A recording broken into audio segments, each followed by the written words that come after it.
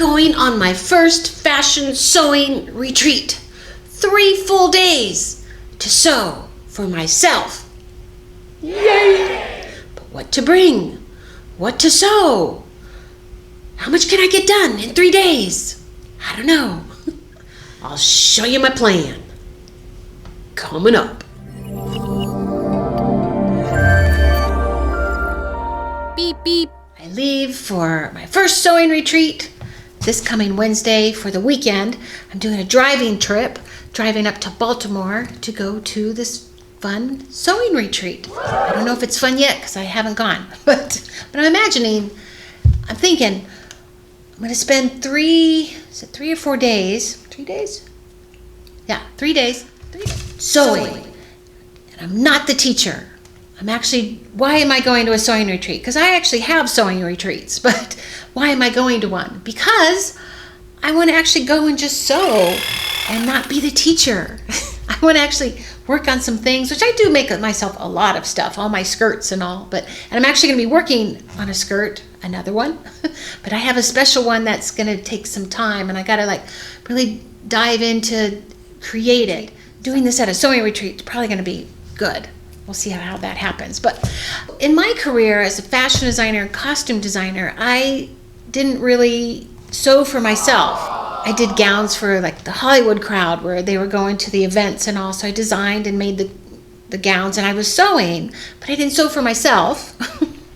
And then in costume design, I was developing characters, working on films, and costume designers don't sew the projects. We work with the teams who do, the cutter fitters. But there's, especially in the non-union ones, I was in there, making stuff and, getting my sewing machine out. So when I opened up my sewing school, I didn't know people were sewing that much. But I found Facebook groups that are around sewing. I found meetup groups around sewing. I went to some expos. I was like, there's sewing expos? Wow.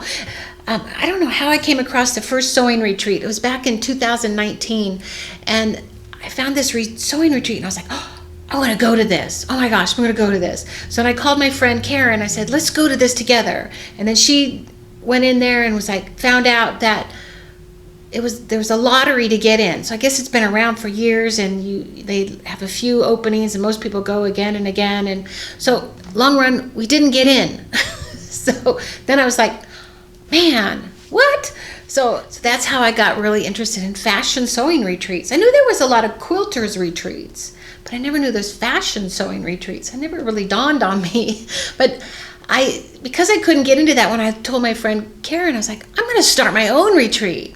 And then somehow this whole thing came about, and I ended up renting this house that through Airbnb, but then they ended up having their own section, and they just bought this house. It was this huge house right here, house on the lake right there. And I went to it. So I was looking around at all the properties, and I was like, wow, I don't know, they kind of picture us all sewing in here and needed space. There was a lot of furniture around, and then she goes, you need to look at our azalea house. And I was, okay. And it's not ready yet. I'm like, well, let me just come look at it, because this is going to be months later. So it was this house, and I was like, oh, I'll take it.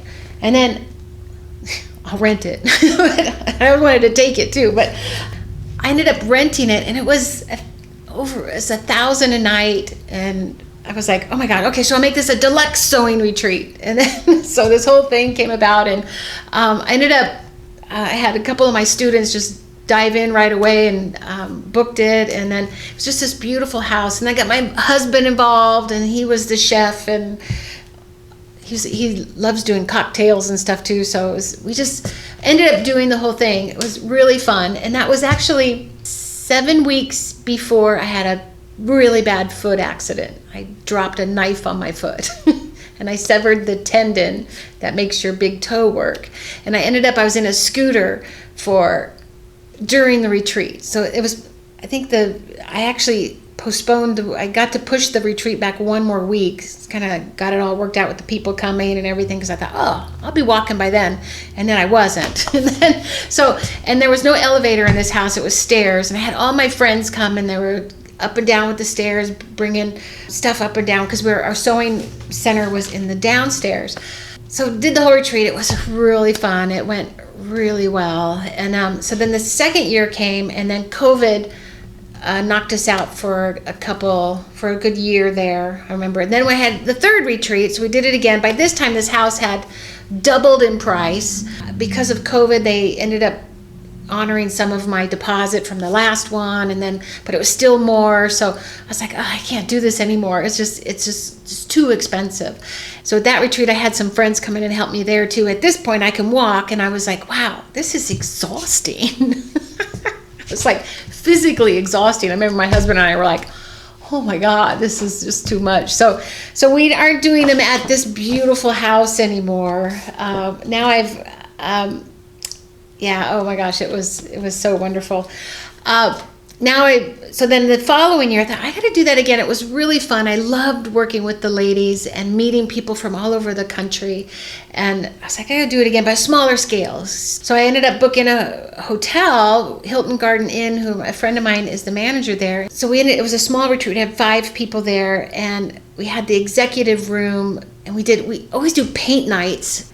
The fashion paint nights were so much fun. These are actually some of my paintings I did here. So I joined in, of course, and my sister-in-law, Lisa, is a painter, and so she led us in the whole paint night stuff, and but the ladies had so much fun with that. Although I did realize that people flying couldn't really travel with these, because then it would be a carry-on. So it was like, it depends on. And then I also realized I had notebooks and everything for people, and they needed space in their luggage to bring stuff back. So I learned a lot of lessons in these retreats. So to prepare for this retreat, I'm glad I'm driving, because I'm bringing my one of my dress forms and my sewing machine and stuff, right? So I bought this case a long time ago, a couple years ago, and I've never used it. It has the wheels on it and everything. I bought it because I have a playlist called Sew on the Road, and I thought my first thing I was going to go to places and buy something from the Goodwill or something, and then transform it right there in the hotel and do that kind of stuff. But that never happened. So I don't need the case. I have a studio where my machines don't move. So now I get to actually bring it. But I got this little cubby hole thing with all kinds of little notions in it. So I've had that ready to go. Never went anywhere. Then I have this whole package of my projects that I'm going to bring. I got this was like an old bedspread cover thing, and I can see through it. And I got this out of things. It says, "Follow me to fabric." But I have a projects, and I have some ribbons and things like that in here. Because, when you're going somewhere and working on something, you're showing room, and then you got all this stuff you got to do. So my project I'm going to make is Ray, I can't pronounce her last name, Ray Cumby. She owns Fit for Art Patterns. That is the retreat I'm going on. She does them in France also. So I really want to go to that one, but I'm going to try this retreat first. Go to Baltimore, see how that goes. But she had, I met her at an expo, and she had this really cute, I love what she does. She likes to just create stuff like I do. She does a lot of jackets and all. So I think Fit for Art Patterns has a lot of jackets, and I do skirts. So I'm actually going to do one of her projects. But I saw them, but I think then I somehow thought of them differently, and I prepared for it differently. I didn't look at her blog until today. And I'm already packing, and I'm already ready for my project. But she has these postcards, so Parisian postcards. And I guess she made like postcard things. I was thinking, because I actually saw her project. She did a fabric class at this sewing expo, and that's how I met her. And I was like, oh, I love that little technique, just little postcards. And then she puts rickrack around them and all. And I have all these packaged rickracks, vintage ones. Ooh, and I have them right here.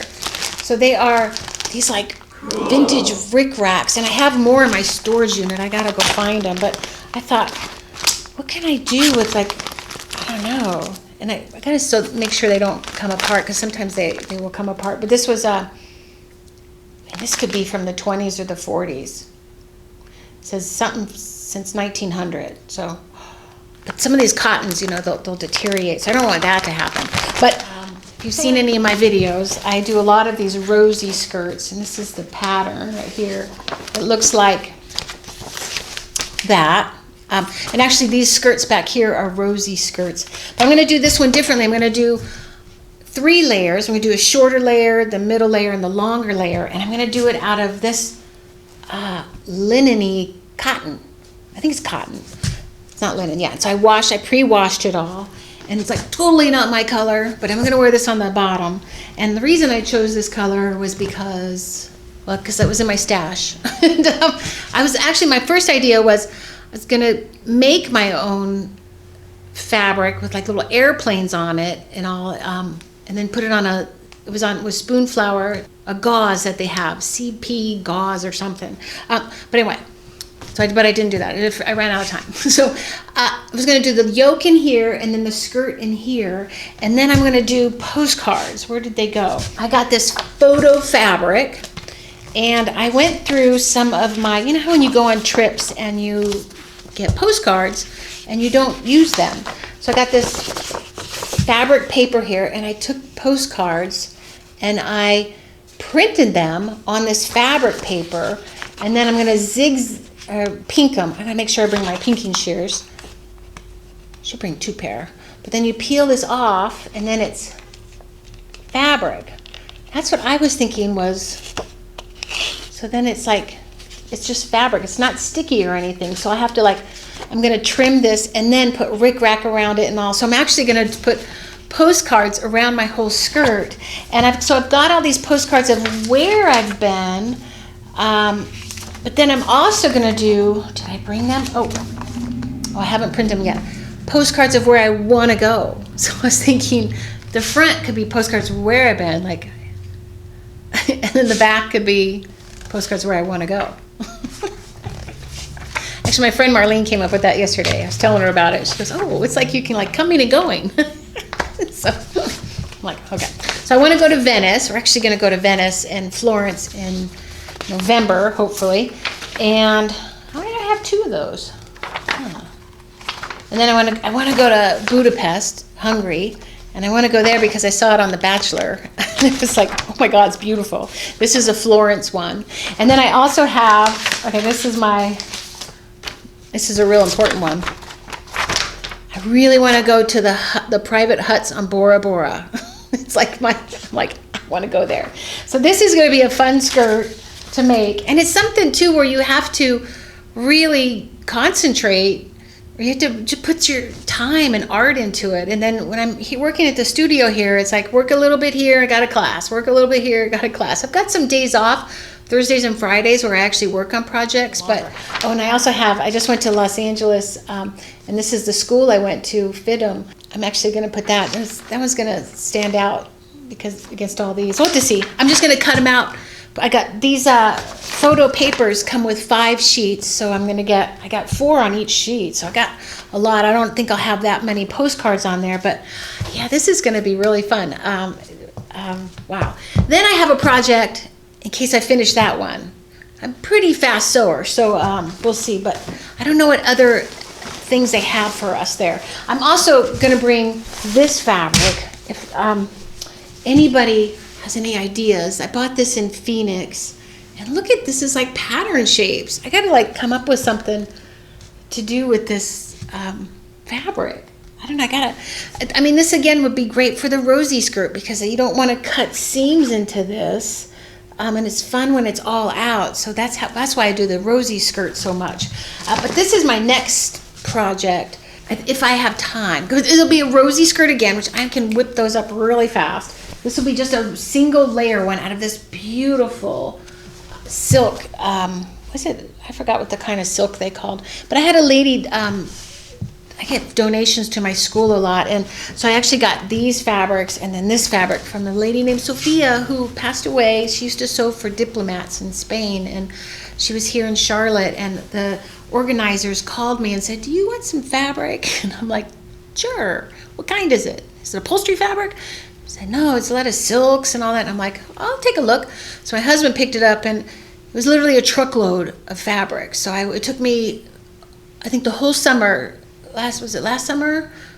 To go through everything. And so I divvied it up, and then my students had a lot of fun fabrics to work with and cut up too. But anyway, long story. But I have a lot of fabric, and I want to honor her fabric and make stuff out of it, right? So, but I have this beautiful blue, and then I found this fabric. I've had this for a couple of years, and I bought it for these flowers. So I actually want to take these flowers and put them on the edges of that skirt. And I use those flowers. I have to see how many I have. I made some really cool pants years ago, and I put the flowers on the hem, and I have a video out about that. And I made them reversible. I put flowers and then buttons. So I had buttons on Velcro, and then so you can do this like pant with, I don't know. I'll have to put that video on the back of this video so that you can see those really fun pants. And I love that pattern that I used. So those are my projects. And then I've got one other thing. I just bought this beautiful necklace. It's actually a dogwood leaf that a friend of mine made these here. Kelly, part of the MVL. I thought it was Mooresville because I live in Mooresville, but it's not. It stands for something that I can't remember now what it is. But she made these. She glossed them over. It's a necklace, and she packaged it all up for me. So I'm bringing it with me because when this is done, I'm going to wear it. It's got like a leather thing right there, and I thought that would be so perfect with this skirt. So I'm really excited about that. So I have all my. I have this beautiful trim in here too that might go really good on the yoke. I also you have to put a piping on the yoke. I think I might use this, or I have some ribbons. I've got some like leather. I went to Hobby Lobby, and I love their sales, and I find all these little ribbons, like leather ribbons. And look at this button one right here. It's got the buttons all over it. Wow. So going to a retreat, you have to like carry all this stuff. I mean, I don't know how you can fly and do that. Now I see why the ladies drove to my retreat. I didn't think about that. Anyway, what do you wear when you? I have on my Camp So Social sites like what to wear. So at my retreat, we did a lot of tie dyeing and painting and stuff. So I'm like, wear clothes that don't matter. But I have this shirt that I had made. It's my print on demand shirts. I have this on my website, and I'm going to wear this. I give up. This is my new fashion statement. It's a bunch of threads all over your black top, right? I don't have any today. I didn't sew today. Then I made up this shirt, sewing with cats. So I'm going to wear that. So I think just want comfy pants. I have these kind of pants. I wear these I call these my airplane pants. And they feel like pajamas, and they're just loose pants. And I think it's going to be cooler there than it is here because it just finally warmed up here. And now, I don't know. It's like, I don't know what to wear. But so I have all these comfy pants. I'm just going to, those tops aren't going to go with that, but hopefully, yeah, people will see me. So I never took the time to learn my machine. I'm actually going to bring this machine. And I bet all these ladies will have big fancy machines. At my retreat, the ladies brought their fancy machines. I have one, but it's in the storage, and it's a Bernina that is heavy. I could take it, but I'm just going to take this one, and it's light, and I love it. It's a simple, easy machine, and I've never really spent a lot of time playing with all these gadgets. So I'm gonna take the time to do that. I'm like, I think I need more like 10 days there. So I don't know how it's gonna go. I want to make this pocket. I made it probably back in the early 90s.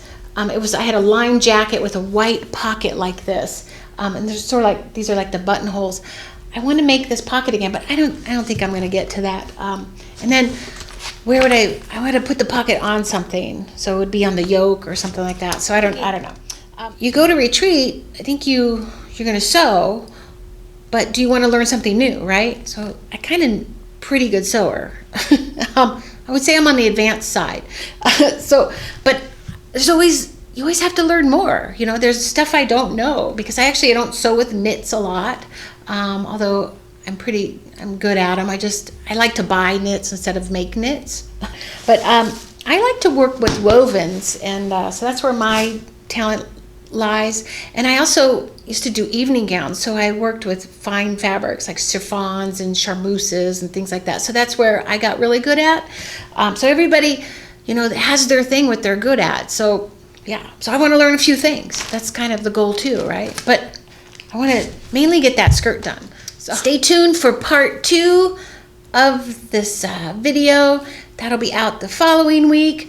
And this is part 1, just to tell you about what I'm going to be doing and my projects. And then part 2 will be the retreat itself. I'm going to bring my camera. That might need part 3. I don't know. I've never been to a sewing retreat except for my own. So wish me luck. Hey, I'd love to hear what sewing retreats you've been to. And what'd you find fun out of them? Did you like them? Did you learn stuff? Or did you just have a good time? What was the best part? I'd love to hear about it. All right, I'll see you in the next video.